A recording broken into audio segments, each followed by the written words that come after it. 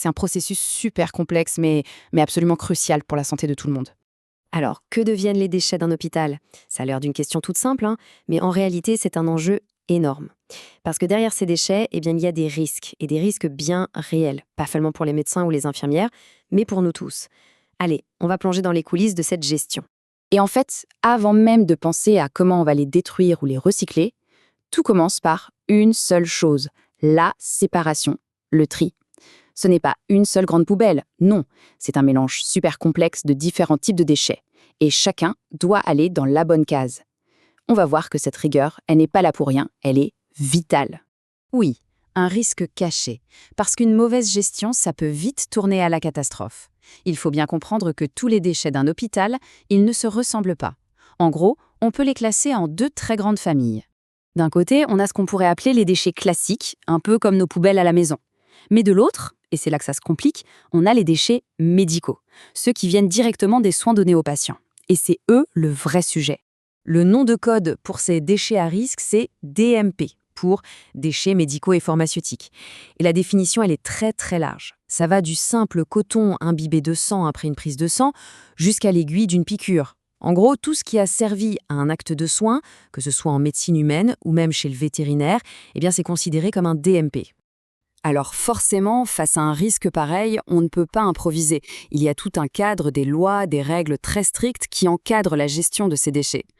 Et la philosophie, le principe de base derrière tout ça, il est parfaitement résumé ici par le ministère de la Santé marocain, dont le document nous sert de guide.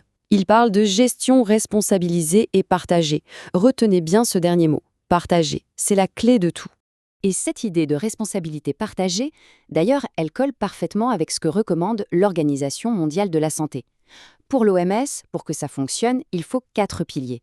D'abord des règles claires, une bonne réglementation, ensuite des politiques d'hygiène bien définies, il faut aussi bien sûr les moyens qui vont avec, humains, matériels, financiers. Et le dernier point, qui est peut-être le plus important, du personnel bien formé à chaque étape. Ok, maintenant qu'on a posé le cadre, le pourquoi, on va s'intéresser au comment. Suivons ensemble le voyage d'un déchet médical, depuis sa création dans une chambre d'hôpital jusqu'à son élimination complète.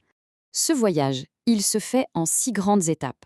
C'est une vraie chaîne logistique, hyper sécurisée. On commence par le tri. Ensuite, le conditionnement, on va voir ce que c'est. Puis la collecte. Après, il y a le stockage temporaire, vient le transport. Et enfin, tout au bout de la chaîne, le traitement final.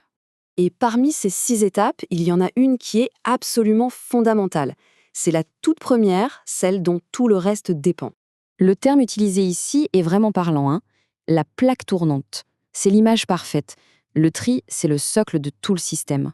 Si cette première étape est ratée, c'est toute la chaîne de sécurité qui s'effondre. C'est aussi simple que ça. Alors, concrètement, comment ça se passe, ce fameux tri? Eh bien, il se fait à la source. Ça veut dire quoi?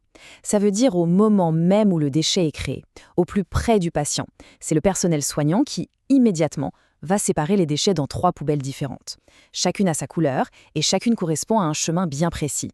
On commence avec la poubelle rouge. Là, c'est du sérieux. C'est la poubelle pour les déchets à haut risque infectieux. On y met tout ce qui a été en contact direct avec des fluides corporels. Pensez aux compresses pleines de sang, aux gants utilisés, aux seringues, mais sans l'aiguille, attention, aux poches de drainage, bref, tout ce qui pourrait transmettre une infection. Et ensuite, on a la poubelle jaune. Sa spécialité, c'est tout ce qui pique, tout ce qui coupe. Le risque ici, il est double. Il y a bien sûr le risque d'infection, mais aussi le risque de se blesser, tout simplement. Donc là-dedans, on met les aiguilles, les scalpels, les lames, tout ce qui est piquant et tranchant. Et pour finir, la poubelle la plus calme, on va dire la grise ou la noire. Ça, c'est pour les déchets généraux, ceux qui n'ont pas de risque particulier. En gros, c'est un peu comme notre poubelle de cuisine. Des emballages, du papier, des restes de repas ou même un plâtre qui n'a pas été souillé. Ce processus de tri, avec ses couleurs et ses règles, il met en lumière une chose hyper importante. Ce n'est pas l'affaire d'une seule personne. C'est vraiment une responsabilité collective partagée par toute une chaîne d'acteurs. Et ce qui est super important, c'est que les rôles sont très clairs. Chacun sait ce qu'il a à faire. D'un côté, il y a l'hôpital. Son rôle, c'est de former le personnel, de nommer un responsable pour superviser tout ça, et surtout de s'assurer que les règles de tri sont respectées à la lettre. De l'autre côté, on a le prestataire de service, c'est souvent une entreprise spécialisée. Eux, leur job, c'est de fournir le bon matériel, les sacs de la bonne couleur, les conteneurs sécurisés, et bien sûr de s'occuper de la collecte, du transport et du traitement final, en toute sécurité. Alors, on pourrait se dire, c'est bien compliqué tout ça, mais pourquoi est-ce qu'on se donne tant de mal? Eh bien parce que les bénéfices sont énormes. D'abord, à l'intérieur de l'hôpital, ça protège le personnel soignant. C'est la base. Et ça réduit aussi massivement le risque d'attraper une maladie à l'hôpital, ce qu'on appelle les infections nosocomiales. Mais le plus important, c'est peut-être l'impact à l'extérieur. Un bon tri, ça évite tout simplement de propager le danger en dehors de l'hôpital, de contaminer l'environnement et de mettre en danger toute la communauté. Finalement, quand on y pense, cette histoire de poubelle d'hôpital, ça nous dit quelque chose de beaucoup plus grand. Ça nous rappelle que la sécurité sanitaire, c'est comme une chaîne. Chaque maillon est important, du médecin qui jette un coton à l'agent qui transporte le conteneur. C'est une chaîne qui commence dans les murs de l'hôpital, c'est vrai, mais qui nous concerne absolument tous. Alors la question qu'on peut se poser, c'est la sécurité sanitaire, au fond, n'est-ce pas vraiment l'affaire